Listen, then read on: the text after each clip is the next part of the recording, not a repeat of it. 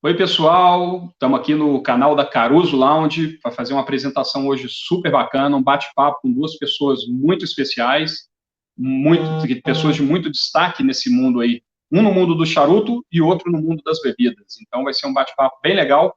Antes de começar e apresentar os nossos convidados de hoje, eu queria já pedir para vocês não deixarem de se inscrever aqui no canal da Caruso Lounge, já ativar o sininho para vocês receberem todas as notificações e acompanhar sempre as novidades, que a gente tem postado muita coisa aqui nesse canal, muita coisa relevante nesse mundo dos charutos e também em assuntos importantes aí relacionados ao lifestyle das pessoas que gostam de charuto, né?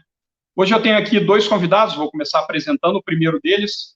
O primeiro deles é um convidado muito especial, é o Klaas Kelner. O Klaas Kelner, ele é um embaixador da marca Davidoff. E eu queria só explicar para vocês antes, essa transmissão vai ser em inglês, tá? Vocês podem mandar suas perguntas em português, que a gente traduz, e eventualmente eu vou fazendo uns cortes aqui também, para estar traduzindo para vocês, para quem não falar bem o inglês aí poder acompanhar. Então, welcome class. I would like to hear from you a little bit of your position in the Davidoff brand, so you can talk a little bit about yourself, please.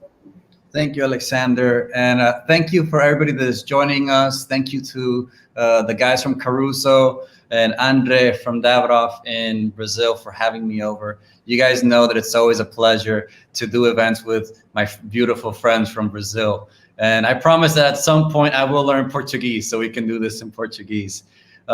Many of you know me already because I love Brazil and I love doing events with you guys. But for those of you that are new, I am Senior Brand Ambassador for Davidoff Cigars in United States and also in Latin America. So I get to travel a lot.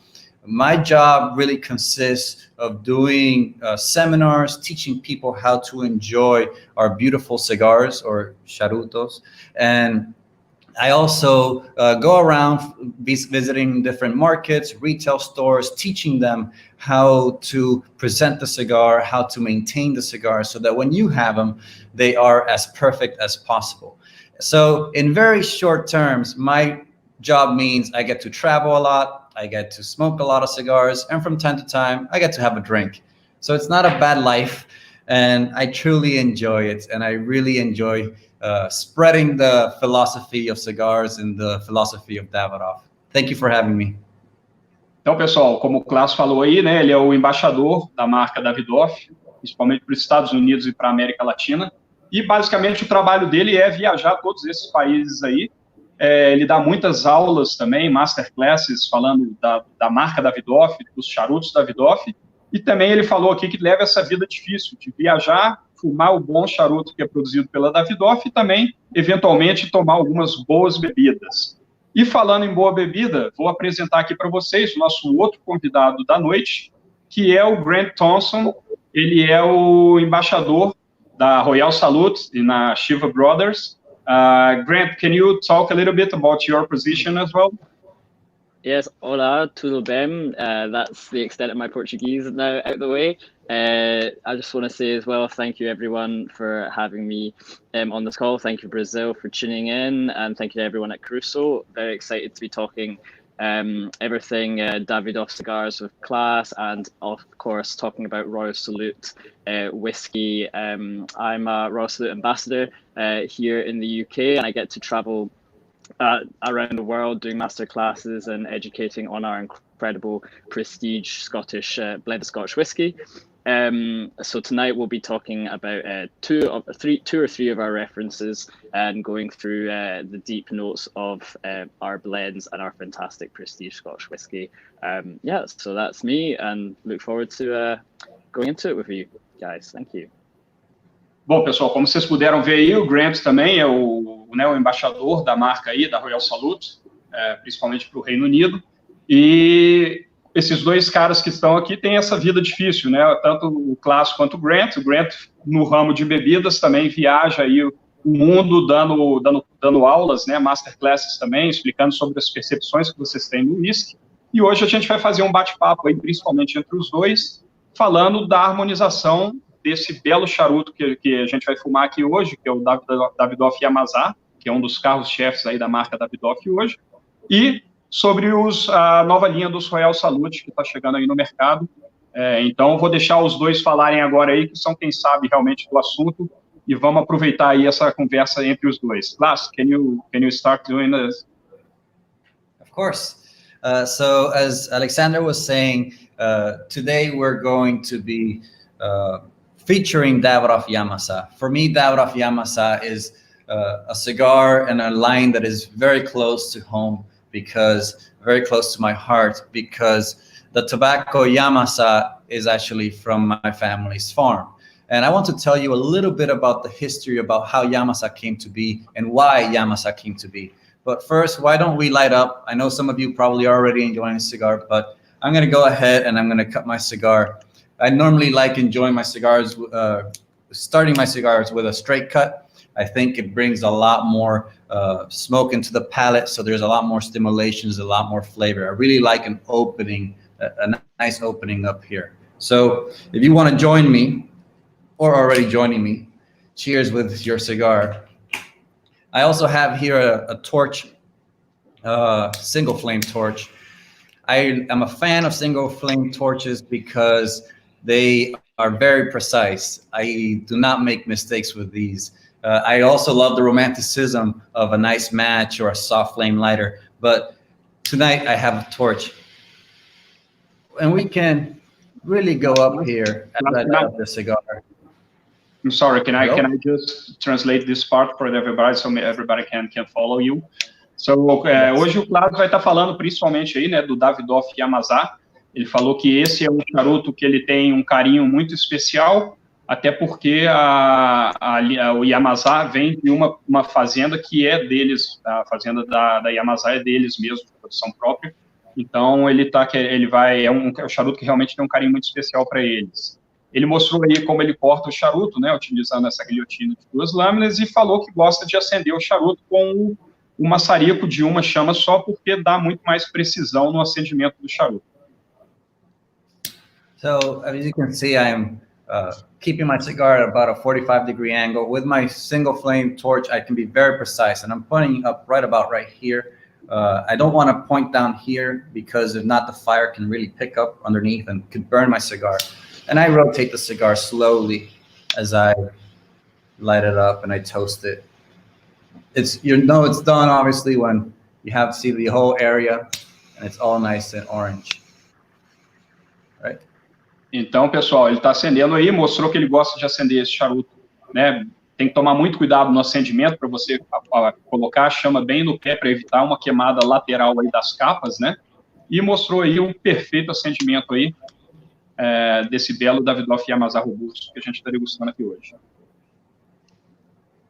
So, Grant, can you talk a little bit about the brand as well? Absolutely. So, Royal Salute is part of Chivas Brothers, which is part of globally Pernod Ricard. We are créateurs de convivialité and promoting responsible drinking. So today I'll tell you about the history and heritage of Royal Salute. Royal Salute was founded in 1953. It was a gift from our CEO at the time, as he was invited to the Queen's coronation in 1953, Queen Elizabeth II, and he wanted to bring our gift. So he thought, I'll make 2 special bottles of whiskey, and he called this Royal Salute and brought this as the gift. And now, why was it called Royal Salute? In the United Kingdom, the highest honor for the royal families is a 21-gun salute. And the 21-gun salute is the cannons being fired at any royal site in the UK 21 times. Now, our whiskey is aged a minimum for 21 years. So this is how we've paid homage and tribute to this incredible moment and incredible occasion. Would you like to translate anything from that one? Yes. Então, pessoal, ele está falando aí da marca Royal Salute, né, que foi criada em 1953. Né, e a marca Royal Salute, né, leva esse nome, é um nome muito especial, porque ela também foi levada por causa que é uma grande honra para a família real, né, para toda a família real aí do Reino Unido, que você tenha 21 tiros de canhão, né, para te saludar sempre em qualquer cerimônia que vão fazer. Então, a marca leva esse nome e tem 21 anos aí nos whiskies que eles vão apresentar aí para a gente hoje também. So I'm going to just quickly show you as well. I'm not sure if you guys have all poured your whiskies yet. I've poured mine. So I have with me here, if you want Klaas as well, because I know you've got our whiskey with you. This is the Roslute Signature Blend. This is our core whiskey. It's our DNA of our whiskey and our family. So I say there's 4 steps to tasting a whiskey. Normally the first is to look at the color. So I'm actually in the dark. It's 11 p.m. where I am, so the light is not very good. So if you guys have a bit of sun, hold that up to the light. And you can see here, it's a very deep color, very deep, dark amber color. And that's because we've aged this whiskey for 21 years minimum in fine American oak cask and European oak cask and blended together. And the next stage would be to nose this whiskey. And you really want to take a good amount of time nosing to really get that flavor and open your mouth just a little bit so you can let the aroma move through your mouth. Então, pessoal, ele tá falando aí do whisky, né, desse Royal Salute que ele está apresentando, que todos os maltes aí utilizados para o whisky têm pelo menos 21 anos de envelhecimento, e está mostrando a coloração do whisky e as percepções de aroma que ele está tendo naquele whisky ali. Muito importante, tá, turma? A gente deixar claro para vocês aí, eu não vou estar fazendo uma tradução literal para a gente não ficar cortando muito, né? Depois a ideia é que o pessoal coloque também esse vídeo com uma legenda, para quem não fala o inglês bem, poder seguir melhor, mas aí a gente mantém o ritmo da apresentação para que eles, que são os mais importantes aí, falem mais do que eles estão percebendo, tanto no charuto quanto na bebida.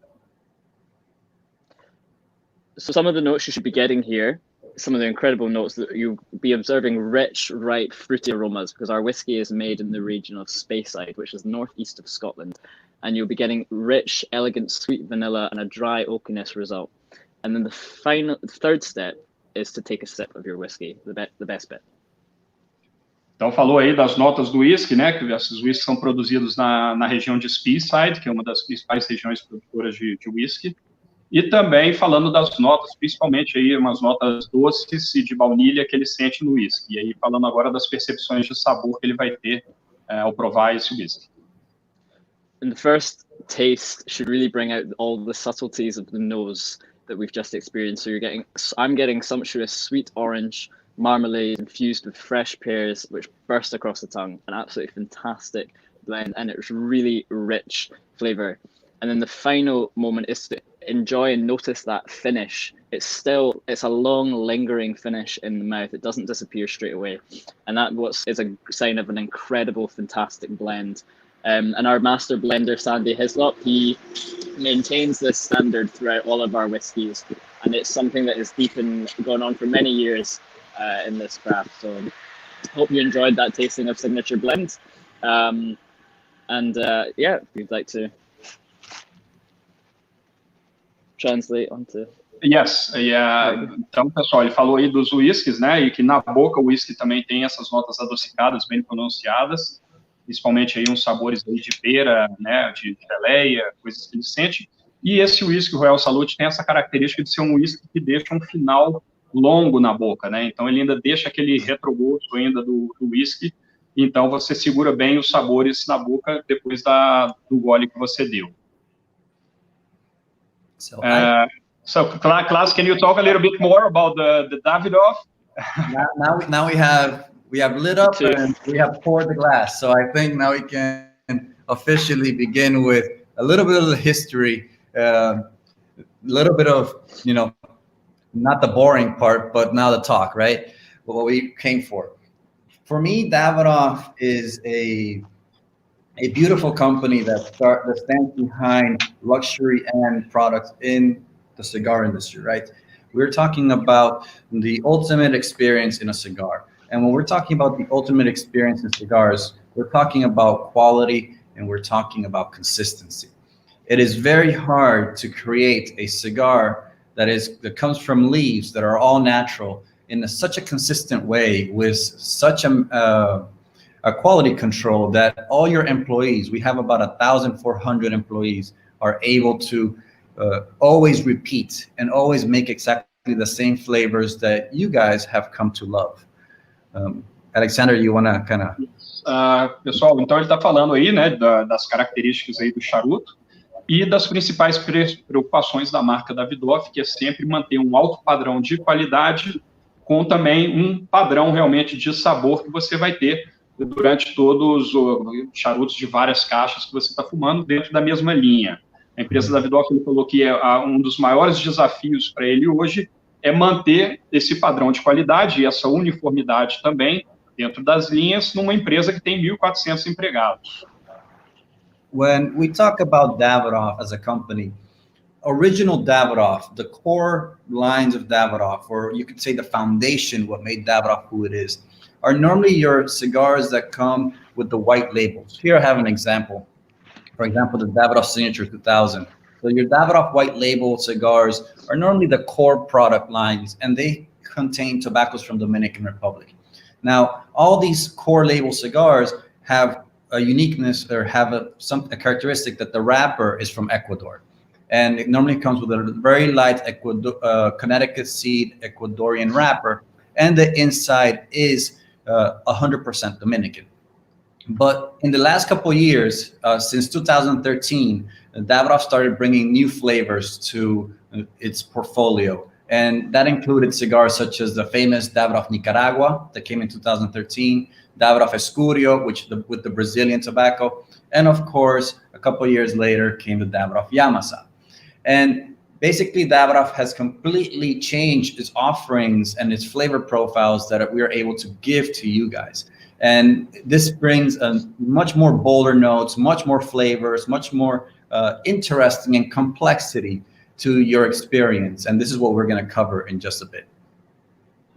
Falou então, né, gente, ele mostrou a caixinha do Davidoff com a anilha branca, né, que vamos dizer assim, a linha base da Davidoff sempre foi esses Davidoffs, né, que sempre representaram muito bem a empresa, e esses Davidoffs da linha branca sempre utilizaram aí as capas mais claras, né, umas capas Connecticut, do Equador, e os miolos da Dominicana.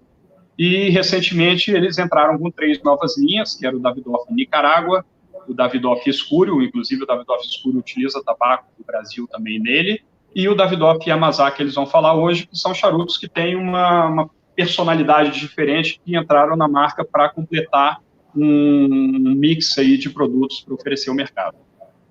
When we talk about Davidoff Yamasa, the farm is located in Dominican Republic. It is actually outside of the normal growing regions of Dominican Republic. Actually 99% of all the growing regions are in the valley of El Cibao, in the center of the island towards the north, where Santiago is, where I live. And this is where the factory is also located, in a town called Villa González. But Yamasa is about 3 hours away, south, like a little bit north of the capital, Santo Domingo. And Yamasa is very unique.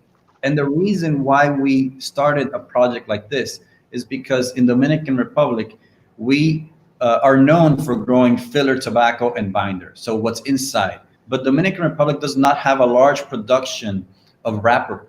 And the wrapper is the beautiful dress that covers the cigar. It is what you have to work hardest for, have the highest investment, and it is also the most expensive leaf. And my father, Henky Kelner, always had the dream since back in the 80s that he would produce the best Dominican wrapper.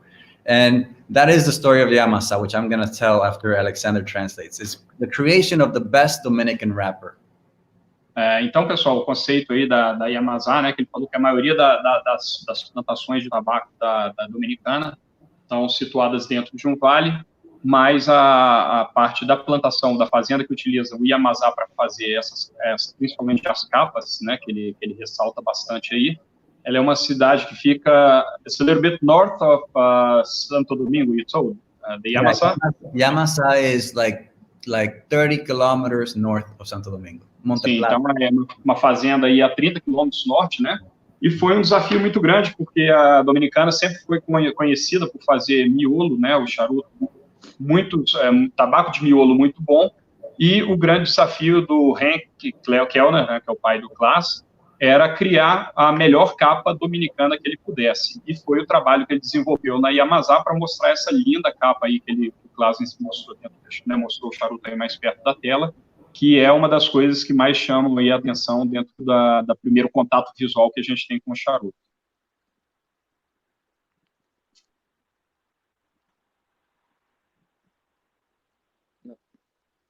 Klaas? Maybe Klaas is frozen there. Yeah, so if you want to talk a little bit about the whiskey. Yeah, okay, no worries. So in a similar sense of what Klaas has just mentioned about cigars, I actually find whiskey and cigars are very delicate and incredible pairings because they have a sort of very strong and similar connection in how they're made and fabricated. So natural ingredients, natural products, whiskey and Scotch whiskey made from 3 ingredients, which is yeast, barley and water. In Scotland, we're very lucky that we have incredible fresh water, so we have beautiful water to use. That's normally because it's raining all the time where we are. And we can create fantastic whiskey from this.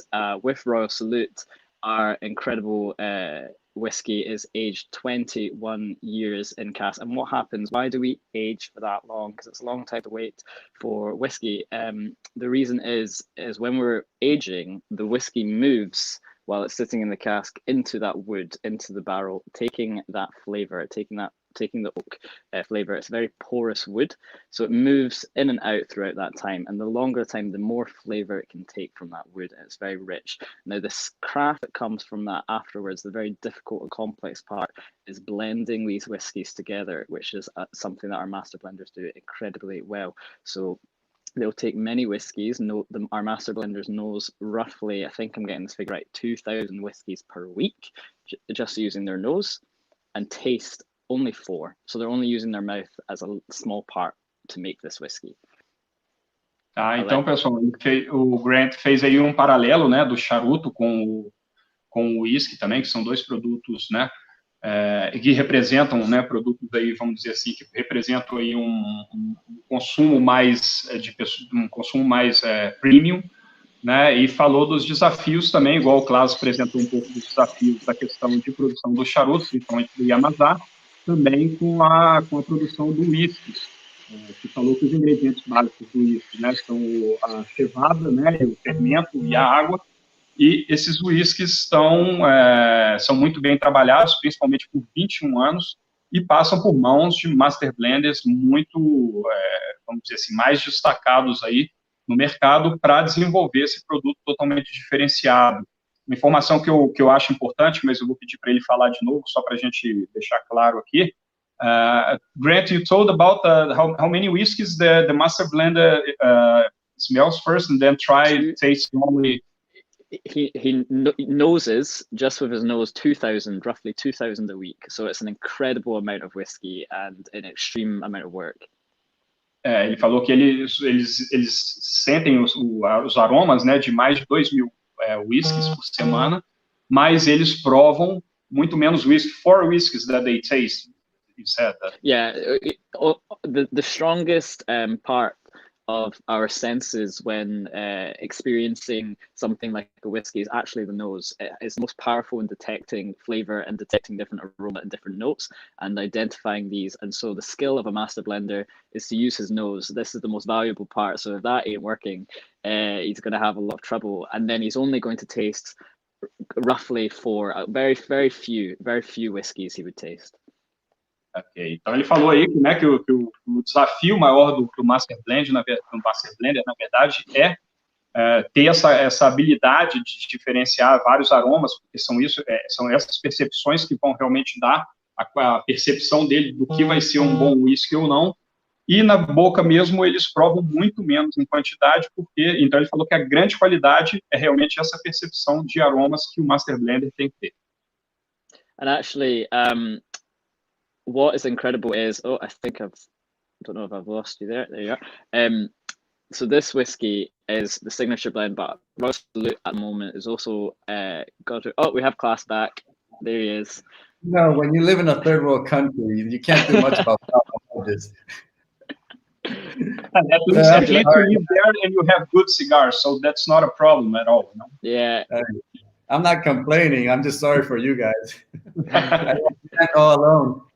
No, it's all good. I was just saying, so I was going to just quickly talk a little bit about another whiskey in Royal Salute. So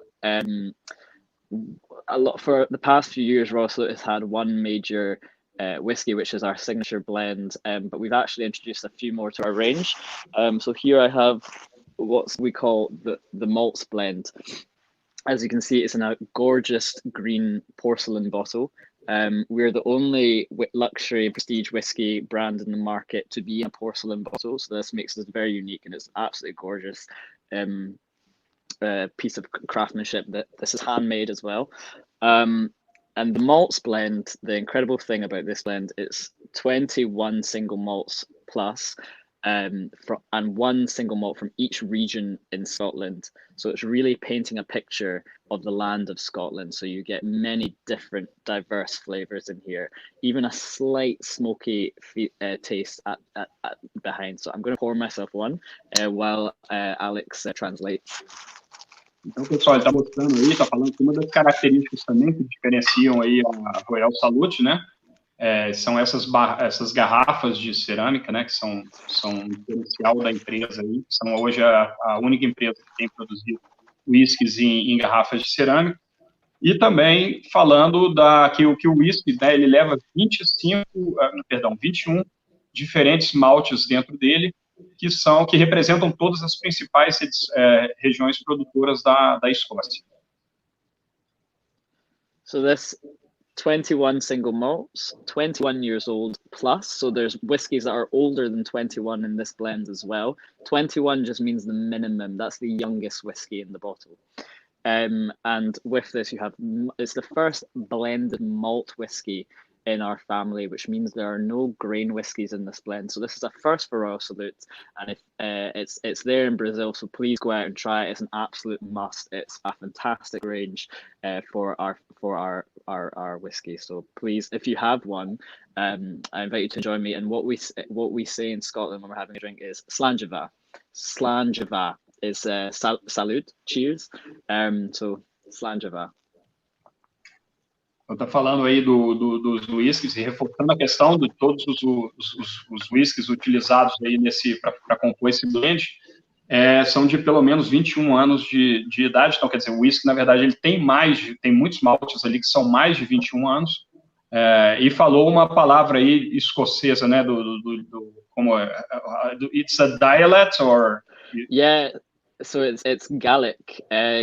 Gaelic is the ancient language of Scotland. Yeah.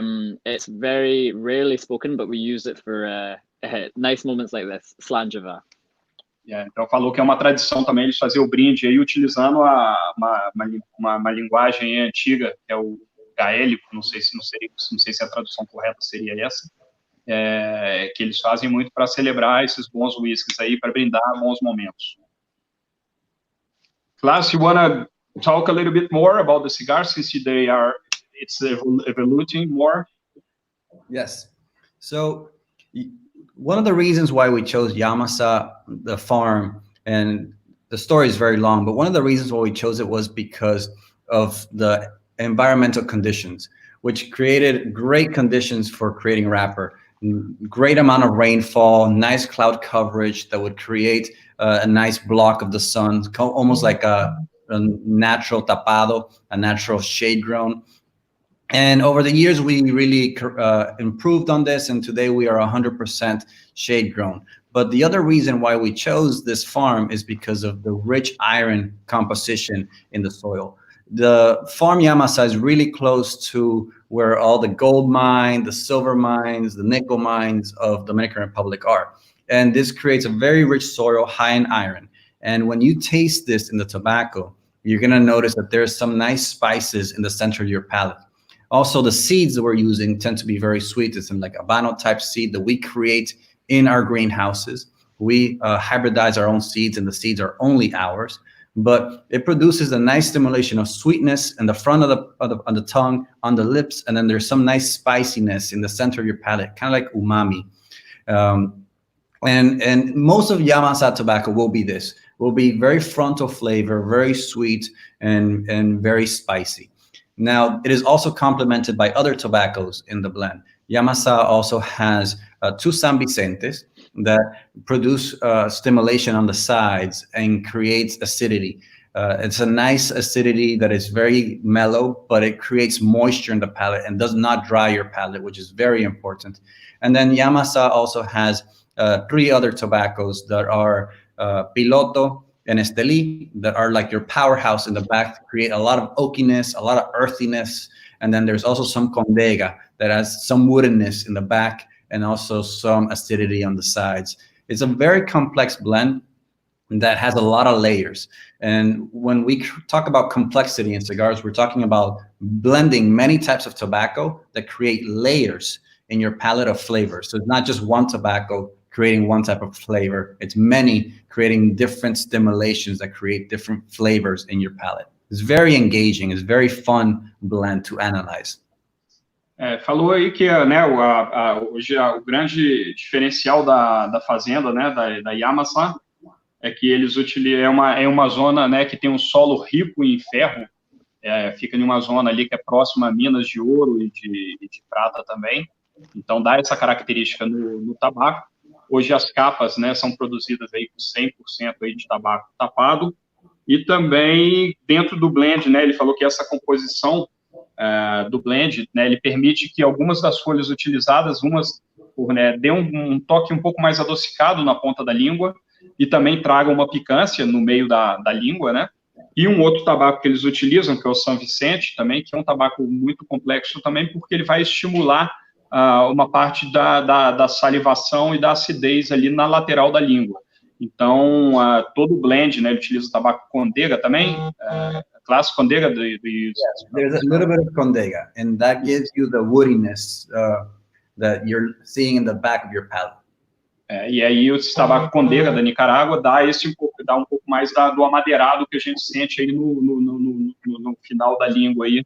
Então é um charuto extremamente complexo aí e é uma das, vamos dizer assim, das obras de artes aí, das masterpieces da Davidoff.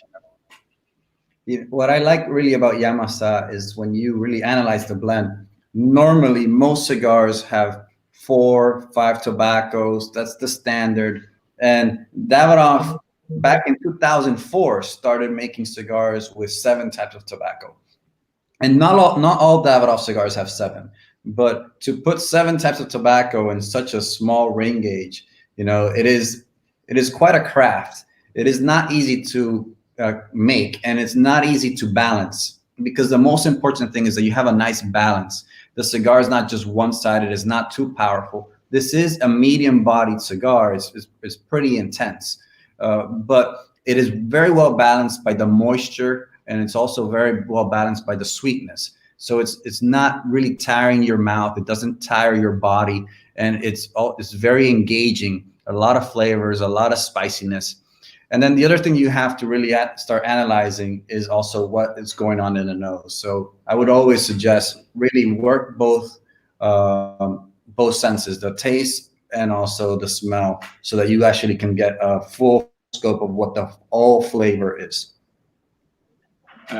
Então ele falou, né, gente, que o tabaco, a maioria dos charutos aí que são produzidos, eles utilizam 4, 5 folhas, 5 tipos diferentes aí de tabaco, mas no Yamasa eles queriam trazer alguma coisa diferente também e colocaram 7 tipos de tabaco.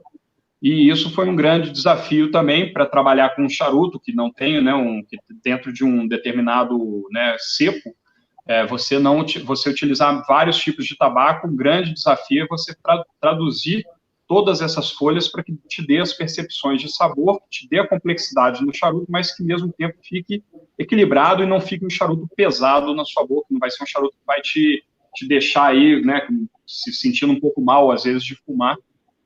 Então, esse é um dos principais desafios do tabaco, dessa linha Yamasa, dessa utilização de tanta variedade de tabacos que eles usam nele. I think we can start talking a little bit about the pairing. Yeah. I was going to say, no, it's super interesting what you're saying about blending of cigars. It's something I'm not super aware of. I've not done many cigar tastings before, so this is really interesting for me. It's very similar to whiskey. It's very similar to Royal Salute. Royal Salute is blended whiskey. We have many different layers going on in here, so we're getting rich experiences when we drink this. So we're getting lots of different flavors when I take a sip. Straight away, I have fruitiness and a mix of spiciness in the tongue, and then as it lingers, there's almost that oakiness and leather sort of rich flavor coming in the back of my mouth that lasts for a long time. And that's because of the layer and the craft that has gone into making this blend. It's almost like taking an individual piece of music and then mixing it with another piece of music to create a final orchestral piece at the end. And I think that's why this is a beautiful pairing with Royal Salute and Davidoff Yamasa. It honestly has made it a really enjoyable experience. Então, o Grant agora falou muito também da complexidade, né, do Royal Salute, que você também tem essas camadas, essas diferentes camadas de sabor, e esses diferentes estimulações, diferentes estímulos dentro do paladar. Então, por isso que harmoniza, é uma boa harmonização, uma boa sugestão de harmonização com o Yamasa, porque dois produtos muito complexos, com várias camadas e vários estímulos diferentes dentro da boca, que você, nessa harmonização, está experimentando todos esses estímulos aí proporcionados pelos dois produtos. When they told me that we were going to be doing this seminar with Royal Salute, we analyzed what cigars we wanted to pick. And, well, here I have the signature. And that's the real option that we have here in Dominican Republic. It's easier to find.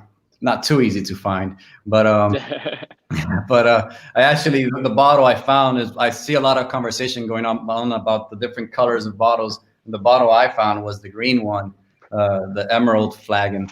So it was very interesting how I have an older version here.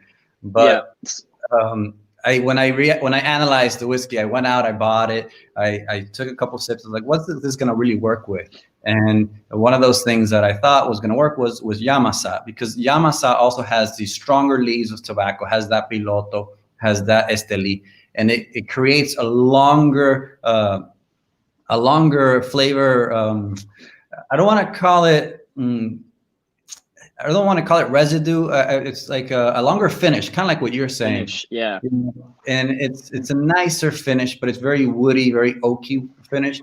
And I think it complements very well the longer finish, the oakiness, a little bit of the smokiness that it has.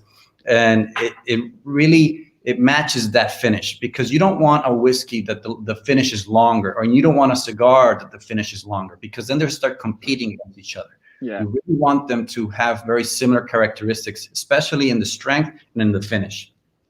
Então, uma das características principais aí, o Klaas ficou muito feliz quando viu que seria harmonizado aí um Royal Salute, e realmente ele viu que o Davidoff Yamasa seria um ótimo charuto para fazer essa harmonização, porque são dois produtos que deixam esse longo final aí na boca, né, de sabores, e a ideia da harmonização é justamente a gente tentar colocar dois produtos no mesmo patamar ali, com a mesma complexidade, e produtos que vão te deixar esse final mais longo e que um vai complementar o outro, não o charuto passar muito no final ou o whisky passar muito. Então, estão os dois produtos muito equilibrados ali dentro da boca, que estão proporcionando uma bela harmonização. I also really like the spices that the whiskey has. It also matches very well. I feel a lot of the dry fruit that you're mentioning when you were first describing the first whiskey, the one I'm having. And I also feel like the sweetness on this, especially on the lips, is also like a dry fruit. Sweetness is not overwhelming. It's very subtle, but it matches very well. It's not overpowering in any sense. And this is really what we're trying to find. We're trying to find a pairing that we call it homogeneous pairing, meaning we analyze the areas of the palate. We say, okay, the sweet is in the front, the acidity is in the sides, back here, the bitterness is in the back. And we really try to match every area of the palate the same. It's not very easy to do. There's not a lot of perfect pairings out there, but I think this one works very, very well in that sense, especially with the spiciness and the oakiness that they both have. Então, tá falando aí, gente, da questão da similaridade dessa harmonização, principalmente deixando uma harmonização bem homogênea ali na boca. Falando dessas características, tanto o whisky quanto o Yamasa, tanto o Royal Salute quanto o Yamasa, tem dessa picância, mas também uma nota adocicada leve na ponta da língua, e também aquele um pouco mais do amadeirado no final da boca, que ele falou que essa harmonização para ele está fantástica, porque realmente todas as, vamos dizer assim, as sensações em boca estão se complementando pelos dois produtos. I completely agree with you, Klaas. I think that this pairing has been really, really perfect. The thing with cigars and whiskey can be difficult to find that perfect match, because some cigars can be very full of flavor, and certain flavors can overpower certain others, and that can also sometimes happen in whiskies. And what is the fine balance is to find that little bit of smokiness that comes just behind in a whiskey that brings out the other flavors involved. Now, Royal Salute is not what I would call a smoked or peated whiskey at all. It's a very sweet, very fruity, orchard fruit, dried fruit sort of flavor. So sometimes that can put people off perhaps pairing it with a cigar. But I think here with the Yamasa, it's got that spiciness, it's got that fruity layer to it, and then as you say, you've got that woody, oaky taste with it as well. So it really has perfectly matched our blend of Royal Salute. Não, é uma característica que o Grant falou, que uma das características do Royal Salute, que não é um whisky que te deixa aquele defumado na boca, ou aquelas notas extremamente amadeiradas, né, muito marcantes, né, e que uma das características também são essas frutas secas que você tem na percepção do whisky, esses adocicados, e que o charuto também está trazendo muito bem para a harmonização. We have to always look for these perfect pairings. It's not easy, but I think that it enhances the experience. Sometimes I say that my favorite cigar is a cigar I can have with nothing. If I can enjoy a cigar 100% with no other add-on, I have a perfect cigar. The cigar is already complex. The cigar is already balanced. But when you are looking to add that second or that third dimension into your experience, you don't want to ruin already something that is perfect. You don't want to already ruin something that is already well crafted, that is already very balanced. And our master blenders, I think on both sides, take a lot of pride in, blending the different kinds of whiskeys, the different ages of whiskeys, blending different types of tobaccos to always get that consistency that you're looking for. Because in the end, if you don't want to buy a cigar and the cigar then tastes different the second time you purchase it. You don't want to buy Royal Salute and then it tastes different than the one you have always known. E uma das características aí importantes é sempre o balanço, né, de todos esses sabores que eles estão falando aí, e que o Klaas percebeu isso tanto no charuto, no Yamasa, quanto no whisky também, que a ideia é sempre você fazer um produto que seja harmônico, né, como um produto que não tenha nenhuma nota que se sobressaia muito, mas que seja um charuto complexo, né, e um whisky complexo, que te produza essas sensações na boca sem ter uma que te chama muito mais a atenção do que a outra. E esses dois produtos passam por esse equilíbrio aí, ressaltado aí pelo Klaas. Yeah, that's the skill in blending whiskies, is making sure as well, so that actually, Klaas, the bottle you have is one of the older packagings of Royal Salute, but it's the same liquid that is inside the bottle. So I don't know what year your bottle might have been made, but the whiskey that you have and the whiskey that I have, the liquid is the same flavor, the same experience that we are having, and that is the craft and the skill of the master blender with whiskey. And it's incredible to understand that it's the same with cigar, and that's what makes this a beautiful pairing. Absolutely.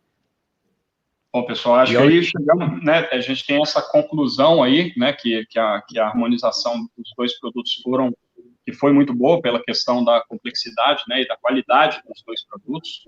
E, guys, I would like to, since we reach already around 40 minutes of the conversation, so I would like to go to the questions so you can talk a little bit more, about people who are interacting with us. Então, pessoal, vamos aí agora para algumas perguntas, tá? Eles já passaram muitas das percepções aí de harmonização, né? Acho que está bem claro aí essas questões. Agora vamos selecionar aí as perguntas para que a gente esclareça alguma dúvida que vocês têm. Então pode mandar as perguntas que a gente vai fazendo, tá? It's in English, so it's okay for you, Grant? Yeah. You read the question? So, okay. Perfect. Yeah, I saw it there. So what's the difference between the colors? So back in the day, Royal Salute blends were housed in 3 different colored flagons, sapphire, emerald, and ruby. So blue, green, and red. And the reason was this was to represent the crown jewels in the main jewels and the crown jewels of the royal family and the Queen. Today, what we have done is we're moving the brand forward. We've changed and we've done what we call the restage and introduced 3 new whiskies and put them in different colored flagons. So we have Sapphire, which is this blue. It's just a miniature that I have, and it's a beautiful, deep, rich blue, which is the Sapphire. This is our signature, our DNA. This is our core. And then, as I was saying, this here is the Malts Blend, a bit bigger bottle. This has got the full bottle here. This is also in a green bottle, but it's to sort of keep the story that we've got this color of bottle and Royal Salute, but this is a different liquid inside, a different whiskey. So this is a blended malt, whereas before it was the DNA one is blended Scotch, and we're showing what else we can do with our whiskies. We can also make blended malt, so that's why we have different colored flagons. And today you'll find this is a domestic exclusive, so you will find this green and you will also find the blue bottles in Brazil. Thiago, você pode voltar a pergunta aí só para eu traduzir para o pessoal e passar a resposta? Então, pessoal, a pergunta aqui era falando, né, que o Royal Salute agora tem diferentes blends, né, nas cores.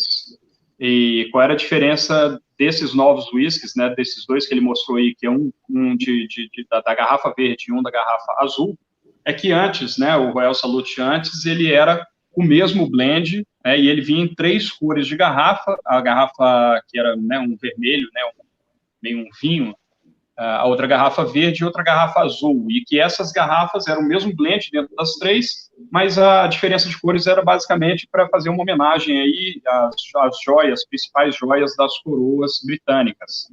E agora, né, nessa nova linha, nessa nova entrada da Royal Salute com essas novas linhas, você tem o blend clássico na garrafa azul, mas tem esse líquido diferente dentro dessa nova garrafa verde. Então, agora não é você só ter uma coleção de garrafas de cores diferentes, mas você também tem produtos diferentes dentro das 2 cores das garrafas. Tem alguma outra pergunta aí? Vamos lá, hein? This one is for Klaas. Carlos is asking about that they took around 20 years to develop the tobacco that you use in the Amazon farm. Can you talk a little bit more about this? It was a long adventure. We've always wanted in my family to create the best Dominican wrapper, and we did not start in Yamasa. We started in another region in the Normal Valley, normal growing region near Bonao. And we started growing there. Some limited editions from Davidoff actually came out of that one. In 2002, we released a cigar called Special 48 and Special 53 that came with that Dominican wrapper. But the wrapper was coming very, very small. The crop wasn't great. And we kept trying there for a couple more years, but we saw this as a sign of God. Out of nowhere, like a hurricane, there was this big wind that one day came. It doesn't happen. This is something that is very weird. And the wind tore down and brought down all the curing barns. And we were like, okay, this is not normal. And this is a sign from God that we have to go somewhere else. And with our investigations and analyzation of soil and different also weathers, we found the region of Yamasa. We started there, and I can tell you the whole story, but it took us about 6 years after we finally moved to Yamasa to finally get something going. The soil was very hard to dominate, to domesticate. We started growing there like we normally have our normal growing strategies or, our experience, but we noticed that the fertilizers that we were using were not working. And what was happening was that in Yamasa, it rains more than usual. In the normal growing regions, it rains about 1,100, 1,200 millimeters of rain. And in Yamasa, it rains over 2,000 every single year. And this rain was washing away all the nutrients that we were adding to the soil. And then we also noticed that the grain of sand in the soil was thicker. So the spaces between each grain of sand was bigger. And all this water was washing away all the nutrients. So when we would add nitrogen to make it grow, it wouldn't grow because it was being diluted by the water. When we added phosphorus for the roots wouldn't develop properly. And we started doing different analyzation of the soil, started adding nutrients in different manners. And now we have, for every week, a different amount of nutrients that we add to every single step of the way. And when year 6 came around, there was a big drought out of nowhere in a place where over 2,000 millimeters of rain, it rains out of nowhere. A drought came, no water, the tobacco was not growing. And we had a little dam that we had built, but the dam drained of water. We had to start purchasing 12 trucks of water every single day to maintain the farm. It's a very big farm. And 6 years in, everybody was telling my father and everybody was telling the company, "You're crazy. Why do you keep going? Nobody would go 6 years. Why are you so set on this land?" But we believed in the land. We really wanted to get something special out of this because the flavors were very special, were very different. The tobacco was not probably growing properly, but the flavors were there. And now we have invested big in 100% shade grown. So the farm is 100% under shade. We have irrigation by aspersion to make sure that the environment is proper under the shade. And we also have irrigation by droplets through a system of different lines that we have invested. And the other thing that we have invested in is panels of gas panels that cure the tobacco inside the curing barns properly. When we're talking about wrapper, we really want that perfect shade of color, perfect curing, no green tones, no yellow tones. So it took many, many years for us to finally say, now we have something.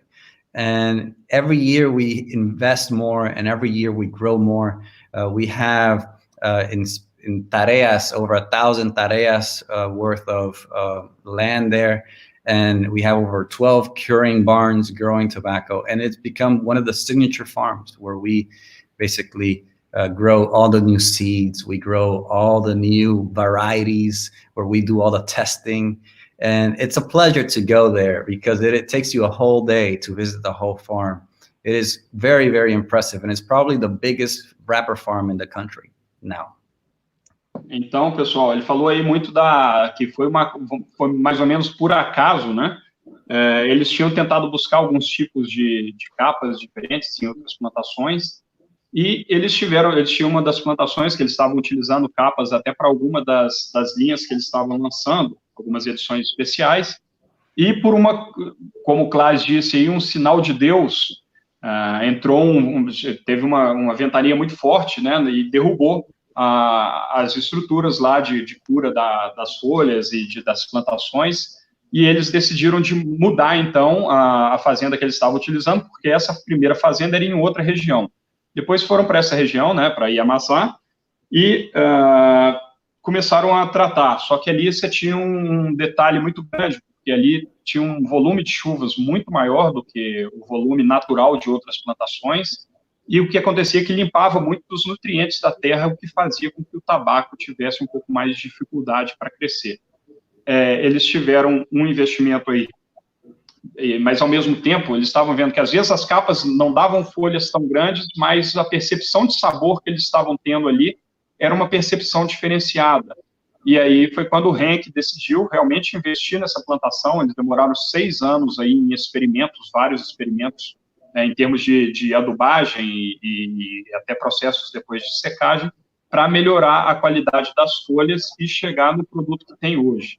Falou também que faz um investimento hoje na parte da secagem, ele utiliza aquecedores dentro das casas de secagem, para que dê uma coloração mais uniforme para as capas e mais distintas aí para esses tabacos. Então é um desafio grande. O pessoal falava, porque você vai investir 6 anos nisso aí, mas de acordo com as percepções de sabor e complexidade, o pessoal da Davidoff decidiu insistir nessa qualidade e trouxe esse produto diferenciado que vocês têm na mão hoje.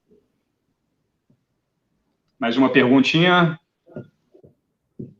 To Grant. Another question there. Been great to learn all about raw salute and different blends. I'm keen to know more about Snow Polo Edition. Snow Polo. Yeah, so Snow Polo Edition, raw salute, we also make limited editions. We have a range of limited editions, and one that is available in Brazil is our latest, which is called the Snow Polo. It is our first and only blended grain whiskey in Royal Salute family. Unfortunately, I don't have the bottle with me here to show you as I'm at home, but this bottle is housed in a beautiful white flag, and it's very crisp, very crystal clear, and absolutely stunning bottle. Has also been made at a minimum of 21 years. Grain whiskies are a lot rarer in Scotland for production. You find fewer of them, they're not as common. So to have a blended grain at 21 years old is quite exceptional. It's very, very rare for the market. It's very, very rare whiskey to find. So if you can get your hands on one, I really recommend you try it. It's beautiful. It's a very smooth whiskey. It's very, very smooth and creamy. And this is because it's only got the grain whiskies in it, which is a different kind of natural ingredient that we use to make this one. Grain is a lot smoother, a lot creamier in its flavor, and that at 21 years builds so much flavor, and it's a real experience. So if you can get your hands on one, I highly recommend. Pessoal, então a pergunta, Thiago, se puder botar a pergunta aí na tela de novo, só para ficar mais fácil, é sobre uma terceira cor de garrafa, né? Eles estão perguntando que tem mais do Royal Salute. Agora tem uma garrafa branca também, que é uma edição limitada que eles lançaram, que é a Snow Polo Edition. Então, agora a ideia é que eles tenham com mais frequência algumas edições limitadas, e aí essa garrafa diferente, na cor branca também, que entrou, mas não é uma produção de linha, uma edição limitada. Guys, we will pick just one more question for each other, okay, so we can wrap it up. Pessoal, então nós vamos fazer mais uma pergunta, então, para cada um. O papo está sempre muito bom, né, com duas pessoas aí que conhecem bastante do que estão falando, mas também tem a questão da hora. O Grant está lá na Inglaterra, lá já são mais de meia-noite lá, então não podemos segurar muita turma também. Vamos pegar mais uma pergunta aí para cada um. Primeiro para o Klaas. Tough question, huh? Very tough. Which is your favorite cigar outside Davidoff? I don't think I'm allowed to answer that. I'm wearing my Davidoff uniform. Yeah. I can tell you, tobacco-wise, though, when Davidoff is known mainly for doing cigars with predominantly Olor Dominicano, with San Vicente and Piloto. These three tobaccos are probably the most prominent and the ones that you will find in most of our blends. Davidoff has, however, used many times in limited editions or in other brands that also the family of Oettinger Davidoff has, tobaccos such as Pelo de Oro. Pelo de Oro has been a very, in my opinion, it's a success. It's very sweet, not only on the nose, but also on the palate. And it's probably one of my favorite tobaccos to blend with. So whenever I see blends that have Pelo de Oro, and if it's well executed and it's well blended, these blends, not only in Davidoff, but in other brands, I really, really enjoy this tobacco.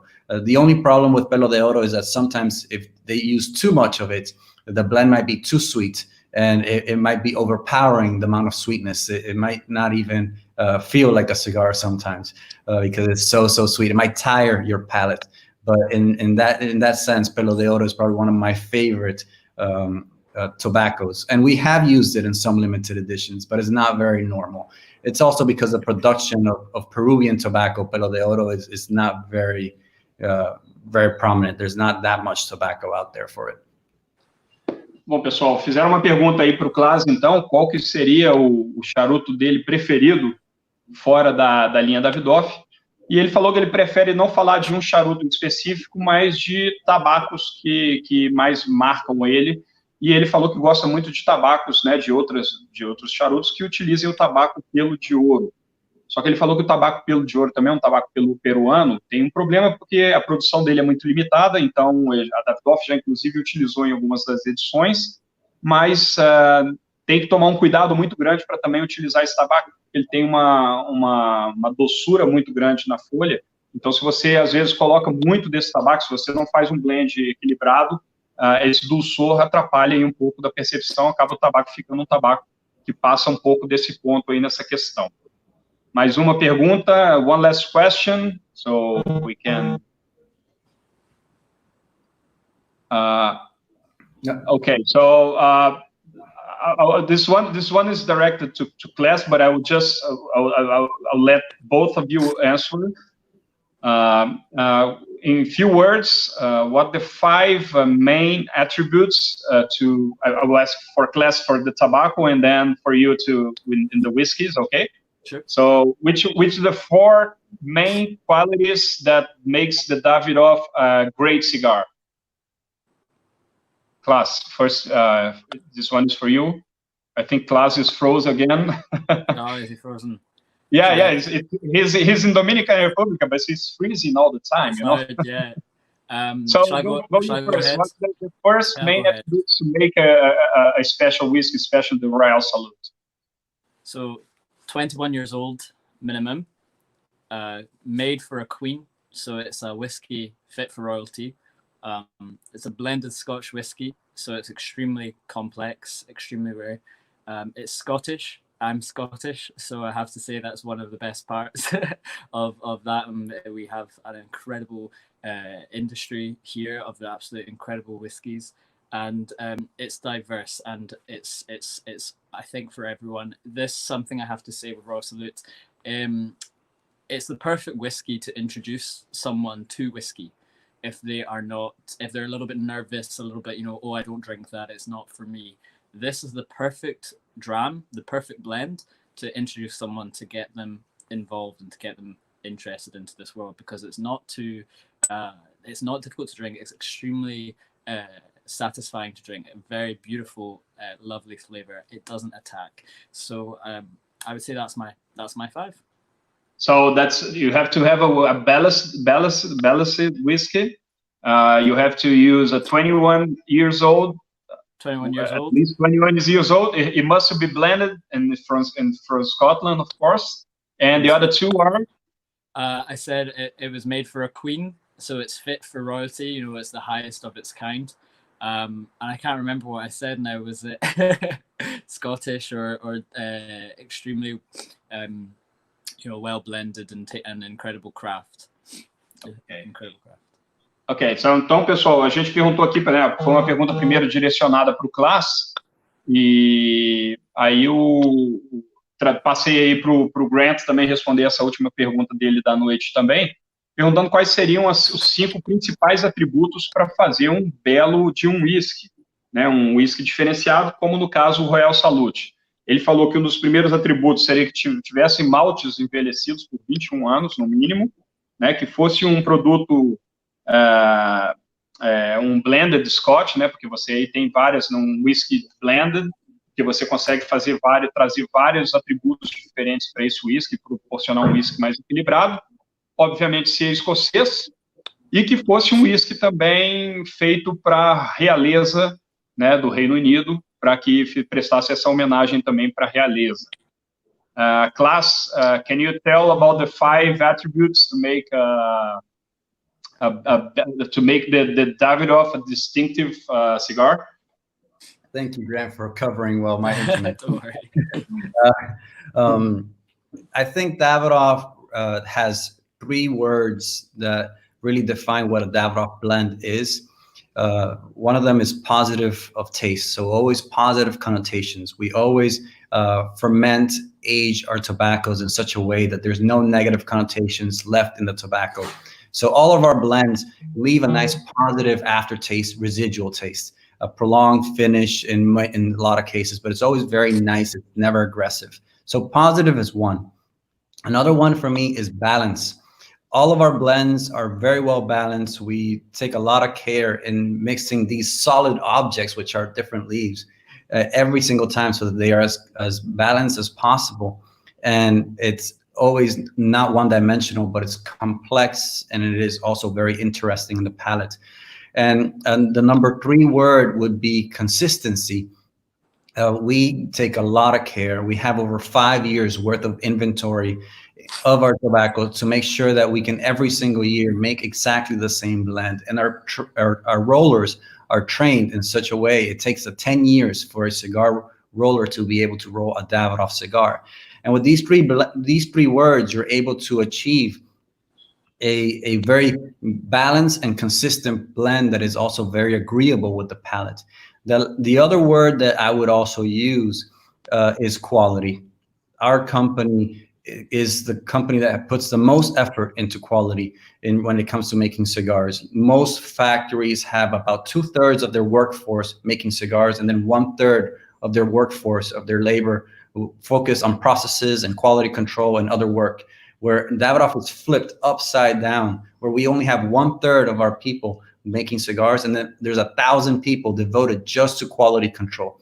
And we've been able to create a culture of quality that every single roller, every single person that is making one of these beautiful cigars understands what it means to create quality. There's a culture that they believe in it, and it's a culture that we all stand by. And when we are able to produce consistent products in a world that is not very easy to maintain consistent, when we're able to do this quality control, then we have the 5th word, and that is loyalty.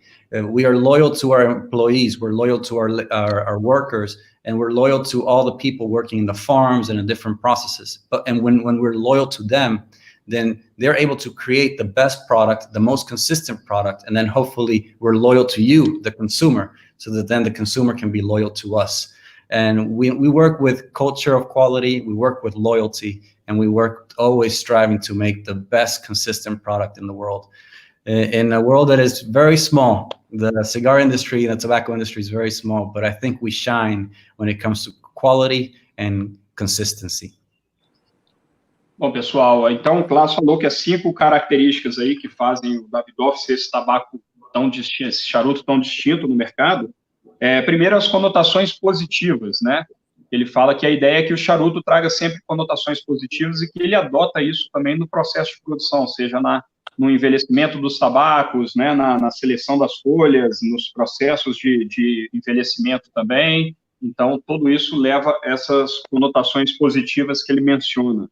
Outra coisa muito importante é o equilíbrio, né, que é muito importante que o tabaco tenha, que o charuto tenha um equilíbrio, né, nele, para trazer todas essas sensações que eles já descreveram aí durante todas essas conversas aí sobre as harmonizações, que tenha consistência. Um ponto que o Klaas ressalta é que a pessoa, para produzir o charuto na Davidoff, ela tem que passar por quase 10 anos de experiência, né, para ser um torcedor, né, para ser um rolador de charuto, que vai produzir os charutos premium aí da marca.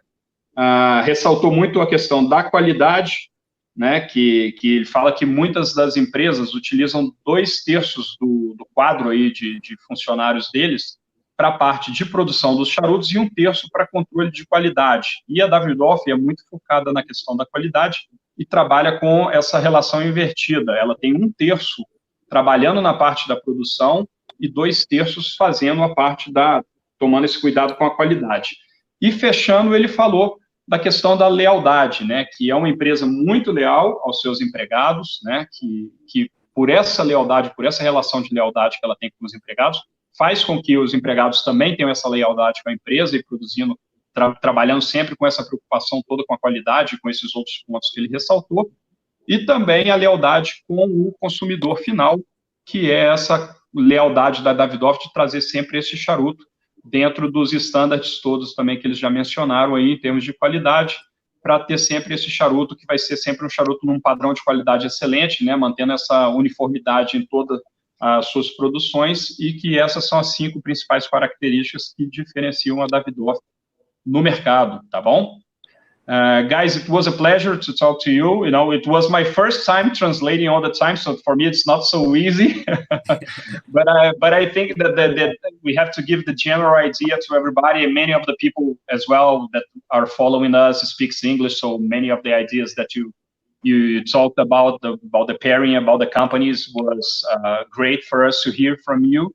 I would like to hear if you have any special words to end this transmission. Grant, you can go first if you want to say something, just to say goodbye to everybody. Yeah, just say thank you everyone for tuning in and finding out more about Royal Salute. It's been a real pleasure to talk to you all. I hope to visit Brazil in the near future when we are allowed to travel again. It'll be a real exciting moment for me to go there and to hopefully talk to you all in person one day. And learn a little bit more Portuguese so I can deliver this in a better level of Portuguese. And as I said, I taught you all the word a little bit earlier. Slanjava, which is saúde, salute, and enjoy. Please enjoy Royal Salute. Thank you very much. Bom, eu vou falar primeiro, I'm going to talk first the Slanjava, because otherwise I cannot repeat this word, you know. Então ele está desejando aí, pessoal, vou começar por esse Slanjava, que é a linguagem gaélica aí, né, para dar saúde para todo mundo. Fico muito agradecido de poder participar, agradecer a todo mundo por ter acompanhado a gente até agora e espero pronto poder vir aqui no Brasil quando passar esse estresse todo de viagens aí, espero que ele vai vir aqui. Vai ser um prazer recebê-lo, com certeza, para ouvir ele aí de perto falar dessa maravilha que é o Royal Salute. Klaas, your final words? Can my final words be a story? Yes, sure. I hope I can translate everything after. You know. It's an easy story. It's an easy story. When we talk about Yamasa, when we talk about the trial and error, trying again and again, and sometimes I say that my dad was a little hard-headed because people told him to stop. Hey, it's not working, but he kept trying until he achieved his goal to create the best wrapper. My dad likes to say a story, and it's a story that I like to repeat. He says, look, there used to be this archer, you know, an archer. And this archer in this small town, every single day would go out and train. And every night he would go up to the tallest hill, the tallest mountain close to the town. And he would shoot his arrow up into the sky at the moon. And every single day, every single night, he would go back and he would try to shoot his arrow at the moon. And he never got it. Everybody in the town was telling him, you're crazy. Why do you keep shooting your arrows at the moon? You're never going to hit the moon. And, you know, maybe this archer never hit the moon, but he always reached for the stars. He always shot his arrow up into the stars, trying to perfect his craft, which was shooting his arrows. And I think that's what we have done. Maybe we can still learn a lot and we can still keep trying and we can still improve on what we do. But it's not about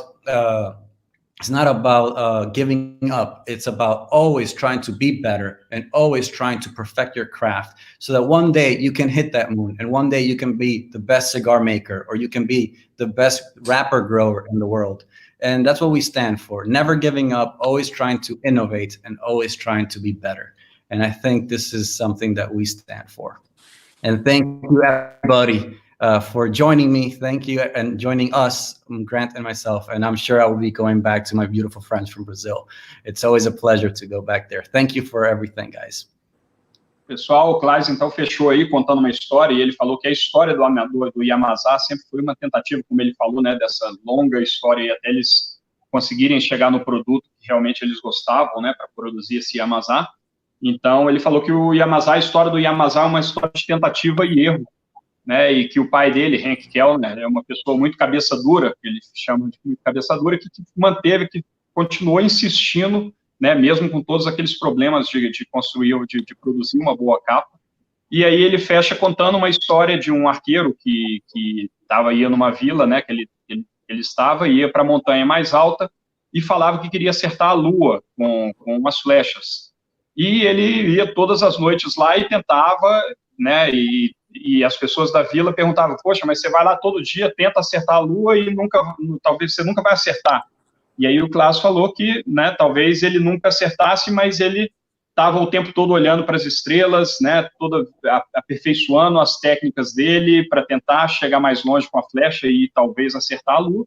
E essa é vamos dizer assim, a mentalidade que a Davidoff tem, de estar sempre buscando a qualidade, sempre buscando melhorar, para fazer deles os maiores produtores de capa e produzir esse charuto diferenciado que é o Yamazá aí.